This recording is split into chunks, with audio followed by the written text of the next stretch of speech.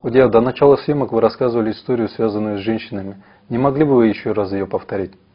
В Хасавюрте был человек по имени Абдурашид из Алмака, да смоет Аллах его грехи. Его называли Большим Мюридом. Удивительный был человек. Он не был начитанным, но мог вести дискуссию с любым алимом. Аллах даровал ему знания. Он сказал нам: однажды я пришел к Абдул-Хамиду Афанди из Инхо, он был его мюридом, и увидел его плачущим. Я знал, почему он плачет, и все же спросил: «Почему вы плачете, Абдул-Хамид Афанди? Что случилось?» «Валлах, Абдурашид», — ответил он, — «плачу потому, что вижу, как отправляются в ад женщины, которые не прикрыли свои волосы». «Он плакал очень горько», — сказал Абдурашид. Вот так. Если женщина не прикрывает свое тело, ноги, в соответствии с требованиями шариата, ей придется очень трудно. Из-за этого мне больше всего становится жалко этих женщин.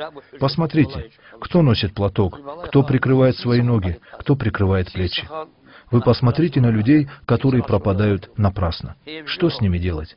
Им объясняют, но они не понимают. Они слышат, но не воспринимают. Их не исправить, если только Аллах их не наставит. Но вы своих родственников, братьев, сестер уберегите. Я и раньше вам говорил, вот таким должно быть платье у женщины, не так ли? И если, например, здесь видно тело, потому что оно порвалось или почему-то еще, то эта часть, что не прикрыта, будет гореть в огне, а то, что прикрыто, гореть не будет. Такова справедливость Аллаха. Он не подвергает мукам незаслуженно. Вот как это важно. Но если они не ведают, как быть с ними?